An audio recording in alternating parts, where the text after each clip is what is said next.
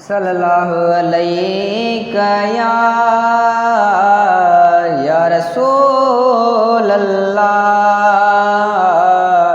वसल्लम अलैका या हबीब अल्लाह। तारीफ पाई हलदी करबल जे शहीदन जी, तारीफ पाई हलदी करबल जे शहीदन जी। सारा कबो दिल सा, सारा कबो दिल सा महबूब जे बचड़न जी। तारीफ पाई हलदी करबल जे शहीदन जी। जैसी दुनिया है कायम यो ज़िक्र न बंद थींदो। अरे आशिक़ इश्क मजा टाए शेर पयो पढ़ंदो। जैसी दुनिया है कायम यो ज़िक्र न बंद थींदो। अरे आशिक़ इश्क मजा टाए शेर पयो पढ़ंदो। रब इज़्ज़त वधाइया, रब इज़्ज़त वधाइया अदा खूब सैयदन जी। तारीफ पई हलंदी करबल जे शहीदन जी। तारीफ पई हलंदी करबल जे शहीदन जी। कई गणन सखाहूं दी दरमालाई मिल्कियत जी। करबल में सखास रजी थी अदवई सखावत जी। कई गणन सखाहूं दी दरमालाई मिल्कियत जी।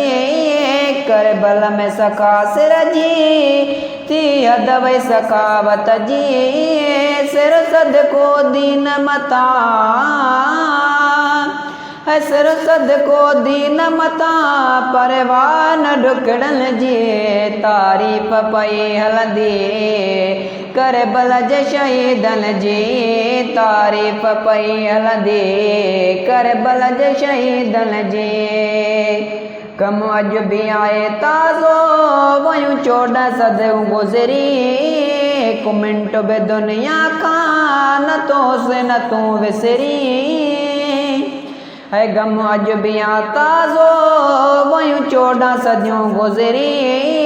हिकु मिंट बि दुनिया खां न तो से न तूं विसरी। आज बि सलामत सिक, आज बि सलामत सिक दिल मंझ सैयदन जी। तारीफ पई हलंदी करबल जे शहीदन जी। सारा कबो दिल सां, सारा कबो दिल सां महबूब जे बचड़न जी। तारीफ पई हलंदी करबल जे शहीदन जी। जो क्या में हर दुआऊं तो घुरां रहे इश्क सलामत ही। अल बेतन जूं ॻाल्हियूं वाखाणे पई लिखबी। है जो क्या में हर दुआऊं तो घुरां रहे इश्क सलामत ही। अल बेतन जूं ॻाल्हियूं वाखाणे पई लिखबी। शल पवे कबूल अॻियां, शल पवे कबूल अॻियां चाहत सां ग़रीबन जी। तारीफ पई हलंदी करबल जे शहीदन जी। तारीफ पई हलंदी करबल जे शहीदन जी।